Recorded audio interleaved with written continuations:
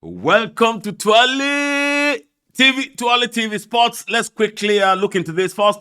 Chelsea fans and Man U fans jubilating, well, with the media because it was on the back pages. Casemiro, the hero, Conor Gallagher. Excuse me. I found that very upsetting and very, depressing that people have quickly forgotten what got us where we are. And I'm referring to Man U and Chelsea fans altogether. Man U only beat Nottingham Forest in the dying minute, last minute. And the same with Chelsea. Conor Gallagher scored that fantastic goal last minute, against the championship club. And then all the media, all the back pages. Oh, yes. Excuse me. We are still on the same spot, both clubs. We have seen this pattern so many times for the last year or 18 months with the two clubs.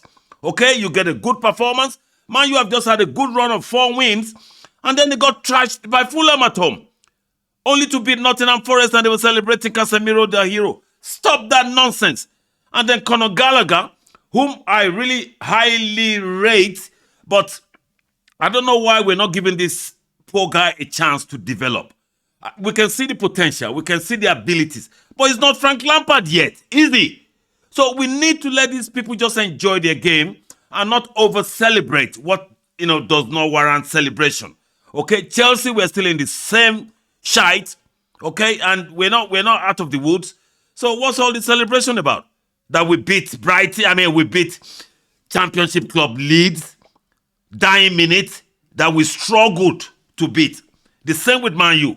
I think they scored at 88th or 89th minute, struggling to beat Nottingham Forest, and then it was, hey, Casemiro, the hero. Stop that nonsense. Go and clear the mess in your home. Both clubs. That really upsets me. Anyway, end of that. Now, let's quickly go into what's been trending in the mainstream media lately.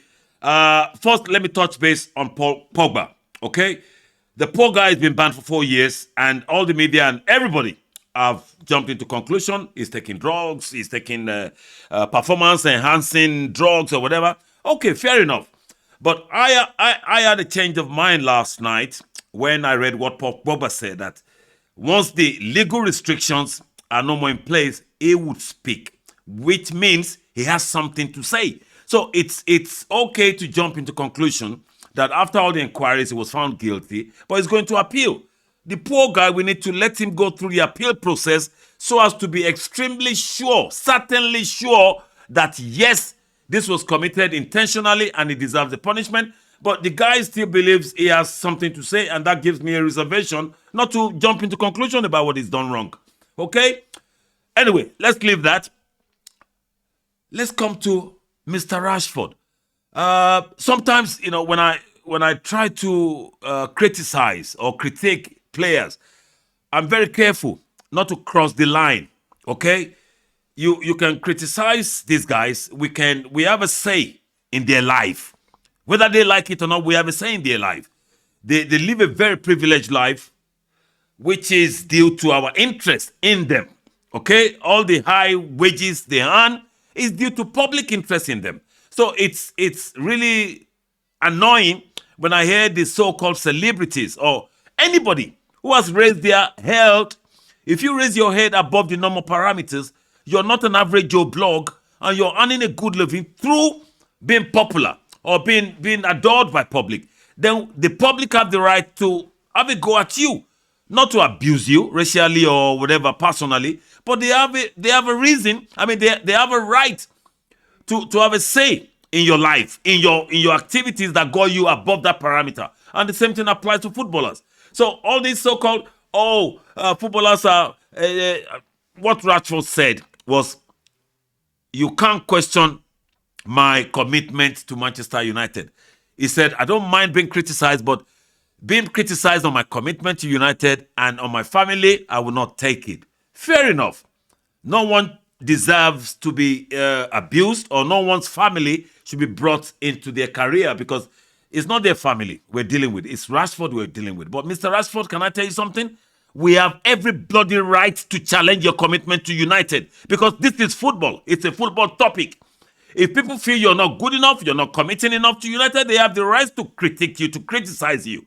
So, and it saddens me that when I conclude on these notions, that how can these guys, why can't they see that they live a privileged life? They should live with a thick skin. You know, like when they say your skin is thick, a thickened skin, you need that to deal with the public, because you're living on public, public contribution. It's the money we pay that makes you who you are, that makes you, and the money you're earning. It's our interest, our contribution. So everything we say, we have the right. So maybe, because before you say, oh, they say, oh, they got mental issue. With all due respect to people with mental issue, if these footballers, if they see the real people with mental illness, they will never use the word mental issue again in their life. Okay? Some of them can't even wipe their bum. It's going to get to that stage. They'll be paying people to wipe their backside. You can't go to the cash point yourself. Somebody has to go and get money for you. You can't do basic things because you live a privileged life. You need to accept that privileged life comes with some adversity. And when you're encountering adversity in your career that's given you so much, then you have to learn how to deal with it. So, Mr. Rashford, I do feel for you. And I think it's got to do with the camp, the people these guys keep, the friends. The family will do their best and support their own, regardless of what we say or what the public say. But it's the friends and the camp, the agents, the business people around them. The same thing I was saying about Ivan Toney when he was banned for 8 months. And he came back and he did this podcast, and I couldn't see any remorse. I couldn't see any kind of, anything apologetical. I didn't see that. And the way he was talking very, I think sometimes footballers need to get to a stage whereby they need to check the people around them. Are they getting the real advice, the good advice? Because Rashford coming out to defend himself saying, you can't challenge my commitment to United. We can challenge your bloody commitment to United.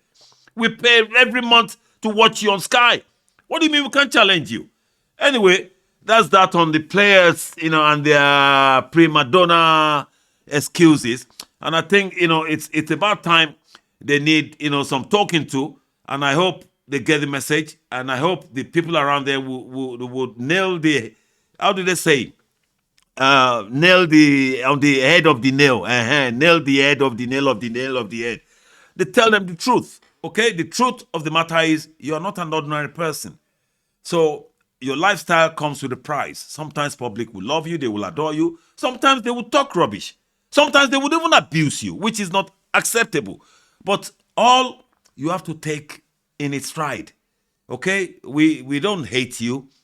We love you, but we have the right to dip into your life, to say something that concerns us regarding you. End of story. Well, let's catch up at the next podcast, guys. I just thought I need to come and drop those topics, and I hope I make a little bit of sense. Well, yes, guys, you that have been following, please. A lot of people have been complaining they don't get the podcast anymore. They don't receive the video. It's because we've stopped posting to, WhatsApp and personal contacts. If you really want to hear our podcast regularly, or you want to follow our entertainment channel, go and subscribe to the channel, Twale TV Sports on YouTube. Subscribe to our entertainment channel as well, Twale TV Entertainment. And we'll leave you with that until we catch up at the next podcast. Hasta la vista, baby. Ciao. Ese goni odaro. Twale.